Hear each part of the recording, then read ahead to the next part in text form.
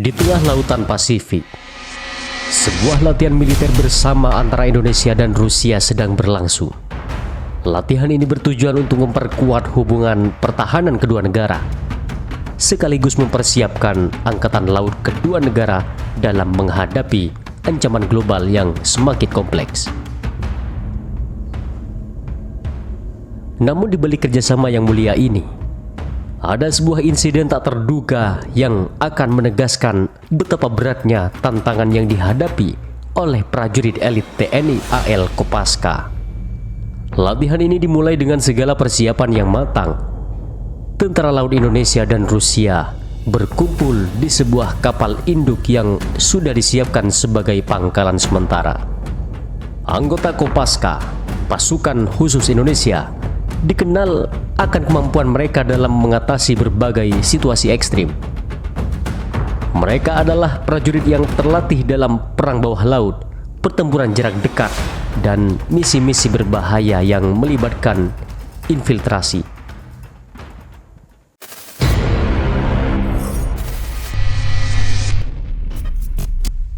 Pada hari itu, mereka dijadwalkan untuk menjalani latihan simulasi penyusupan dan penghadangan kapal musuh. Tentu saja, latar belakang latihan ini adalah untuk meningkatkan kerjasama antar negara. Namun dinamika yang terjadi jauh lebih menantang. Rusia mengirimkan pasukan mereka yang terdiri dari 50 tentara biasa Angkatan Laut. Mereka adalah tentara yang sudah berpengalaman dalam berbagai latihan dan operasi militer. Meskipun bukan pasukan elit seperti Kopaska, mereka dilatih dengan disiplin dan keterampilan tinggi dalam berbagai taktik bertempur. Pada awalnya, suasana latihan cukup tenang dan latihan berlangsung dengan lancar. Ketegangan mulai muncul ketika Komandan Kopaska, Letnan Kolonel Marwanto, menerima informasi bahwa salah satu unit Rusia telah kehilangan kendali atas misi penyusupan yang sedang dijalani. Beberapa tentara Rusia yang terjebak dalam serangan penyusupan oleh pasukan Indonesia yang lebih kecil namun lebih terlatih dalam teknik pengintaian. Ketika Kopaska berhasil menyusup ke kapal musuh dalam skenario latihan, mereka segera mendapat tekanan dari tentara Rusia yang tidak menginginkan misi tersebut gagal. Tentu saja, semua ini terjadi dalam skenario latihan, tetapi ketegangan mulai meningkat karena ada ketidaksesuaian dalam cara pelaksanaan yang direncanakan. Pada titik ini, latihan yang awalnya bersifat simulasi mulai berubah menjadi uji kemampuan nyata. Kelompok Kopaska yang terdiri dari 5 orang dalam kondisi yang sangat terbatas harus berhadapan dengan 50 tentara Rusia. Tanpa peralatan berat dan hanya mengandalkan keahlian dalam bertempur di medan terbatas, mereka dihadapkan pada tantangan yang luar biasa. Ketika detik-detik krisis terjadi, suasana menjadi sangat tegang. 5 orang Kopaska yang terlatih harus menghadapi 50 tentara Rusia yang terorganisir dengan baik. Mereka telah mengetahui bahwa pertempuran ini akan lebih dari sekedar latihan. Misi mereka adalah bertahan dan memutuskan untuk mengeliminasi ancaman sebelum mereka diserang balik. Dalam pertempuran jarak dekat, Kopaska menggunakan keterampilan dalam taktik gerak cepat dan serangan mendalam. Mereka memiliki kemampuan untuk bergerak seperti bayangan. Sementara tentara Rusia berusaha untuk membentuk garis pertahanan dan menunggu waktu yang tepat untuk melawan. Aksi pertama dimulai dengan sebuah penyusupan mendalam yang dilakukan oleh Sersan Mayor Ahmad, seorang ahli dalam taktik gerakan cepat. Dia bergerak dengan sigap, menyelinap di antara bangunan kapal yang terbengkalai, memanfaatkan bayang-bayang untuk melindungi dirinya. Yang mencapai posisi strategis, dia melemparkan granat asap menciptakan kebingungan di barisan Rusia. Kemudian dua anggota Kopaska lainnya, Kopral 1 Haryanto dan Kopral 1 Dwi, bergerak dari sisi lain kapal. Mereka menggunakan taktik saboteur untuk merusak peralatan komunikasi Rusia.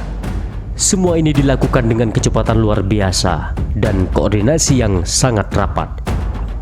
Ketika mereka berhasil menonaktifkan sistem komunikasi musuh, kebingungan dan ketidakteraturan mulai menyebar di pihak Rusia. Namun meskipun pasukan Kopaska telah berhasil merusak komunikasi dan menciptakan kebingungan, pasukan Rusia masih tetap berusaha mengorganisir serangan balasan. Mereka mulai mencari posisi Kopaska dengan menggunakan teknologi pencari suhu tubuh dan radar. Melihat ini, Komandan Kopaska Letnan Kolonel Marwanto memutuskan untuk mengubah strategi mereka. Mereka tahu bahwa pertempuran ini tak bisa diselesaikan dengan senjata konvensional semata. Pada titik ini, keadaan berubah. Para tentara Rusia mulai merespon dengan agresif, mencoba mengejar Kopaska yang menyelinap dengan begitu cepat.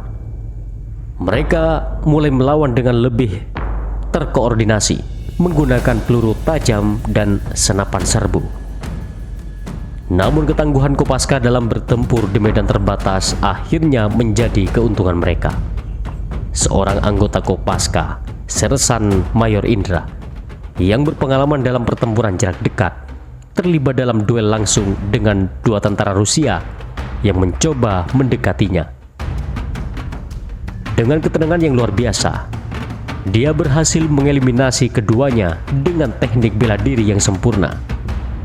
Tanpa mengeluarkan banyak suara, menghindari perhatian dari tentara lainnya. Sementara itu, Letnan Kolonel Marwanto memimpin serangan balik dengan taktik yang lebih agresif. Dia memerintahkan dua anggotanya untuk melakukan taktik hit and run, menyerang secepat kilat dan kemudian menghilang dalam bayang-bayang. Ini adalah taktik yang sangat efektif karena pasukan Rusia kesulitan untuk melacak pergerakan mereka yang sangat cepat dan tak terduga. Meski begitu, jumlah tentara Rusia yang lebih banyak membuat pertempuran ini semakin berat. Sejumlah pasukan Rusia berhasil mendekat dan mulai melontarkan granat ke arah posisi Kopaska. Namun dengan keahlian luar biasa dalam manuver, Kopaska berhasil menghindari sebagian besar serangan ini. Mereka memanfaatkan medan untuk bertahan, berlindung di balik kontainer dan struktur kapal yang sudah rusak.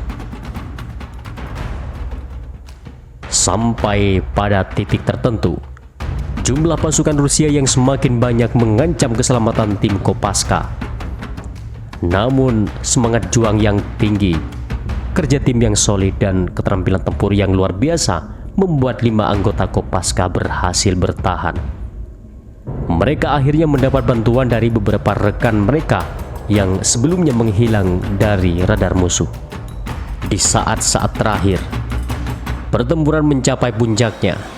Kopaska, meskipun hanya 5 orang, berhadapan dengan lebih dari 2 kali lipat jumlah mereka. Namun kemampuan mereka untuk beradaptasi dengan cepat dan melakukan manuver yang sangat tak terduga membuahkan hasil. Mereka mengurangi jumlah musuh secara signifikan, hingga akhirnya pasukan Rusia terpaksa mundur setelah terjebak dalam formasi yang kacau dan hancur karena serangan balik yang cerdik dari Kopaska. Latihan yang dimaksudkan untuk meningkatkan kerjasama antara TNI AL dan Angkatan Laut Rusia ini berakhir dengan kisah luar biasa tentang keberanian, ketangkasan dan semangat juang yang tinggi. Meskipun ini adalah latihan, tantangan yang dihadapi oleh pasukan Indonesia sangat nyata. 5 prajurit Kopaska berhasil mengalahkan musuh yang jauh lebih besar jumlahnya melalui strategi yang cerdas, keterampilan bertempur yang luar biasa, dan kemampuan untuk bekerja sama dengan sangat solid. TNI AL Kopaska ini adalah bukti nyata bahwa mereka mampu menghadapi tantangan seberat apapun. Lebih dari itu, latihan ini juga memberikan pelajaran penting tentang pentingnya kerjasama antar negara dan bagaimana dalam menghadapi kesulitan. Keberanian dan keahlianlah yang akan menentukan kemenangan.